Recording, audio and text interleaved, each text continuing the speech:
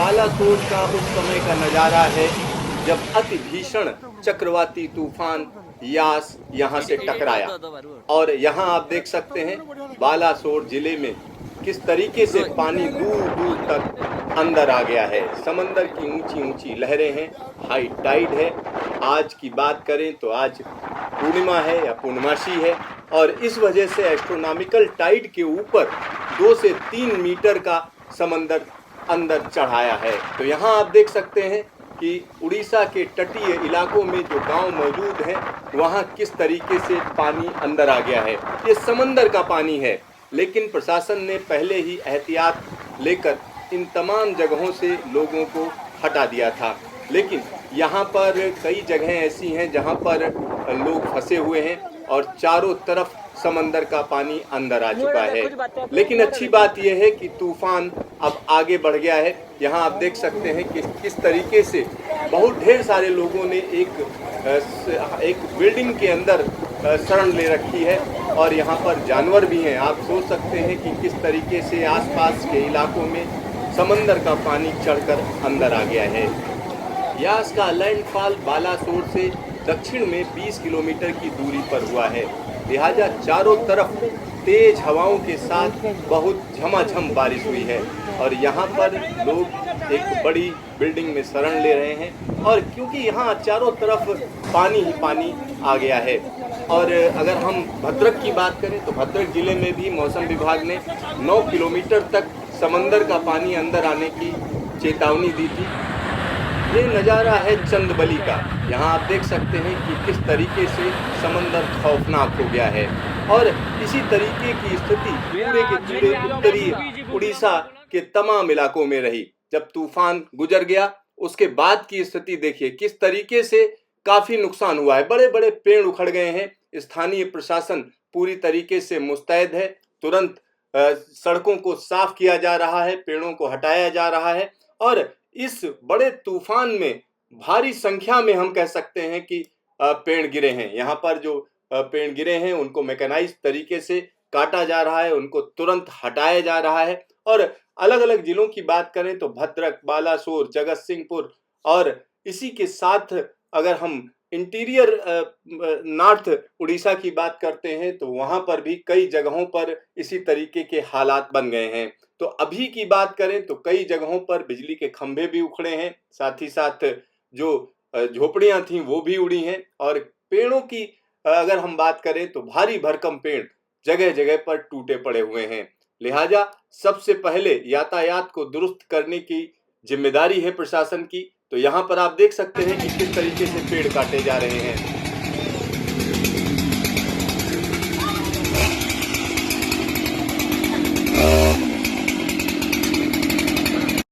मौसम विभाग के मुताबिक अति भीषण चक्रवाती तूफान यास ने तटीय उड़ीसा के तमाम इलाकों में काफी नुकसान पहुंचाया है। यहाँ पर आप देख सकते हैं कि किस तरीके से एक भारी भरकम पेड़ आ गिरा है और उसको हटाया जा रहा है।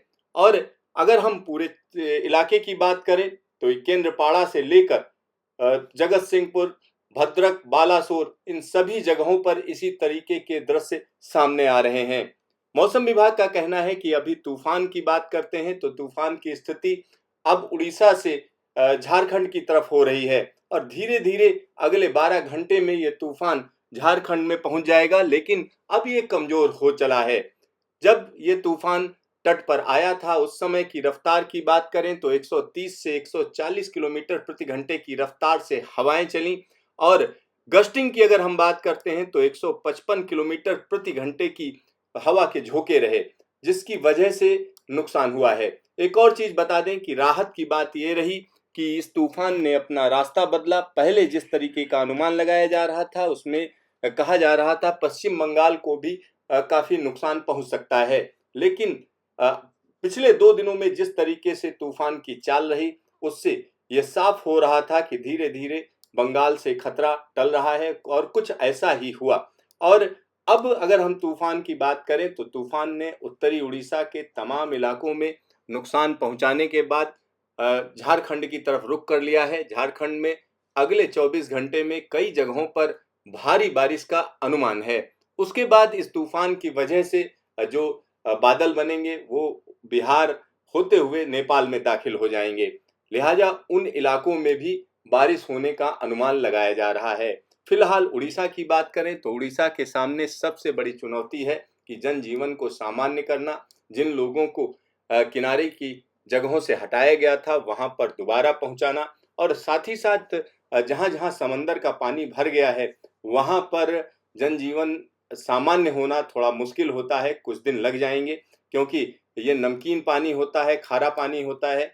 लिहाजा जो भी पानी के सोर्स होते हैं पीने के पानी के, वो भी दूषित हो जाते हैं। दूसरी सबसे बड़ी बात यह है कि खेती का भी काफी नुकसान होता है, क्योंकि समंदर के किनारे जो भी खेत हैं या हम कह सकते हैं जो भी फसल उगाई जाती है उसका काफी नुकसान होता है।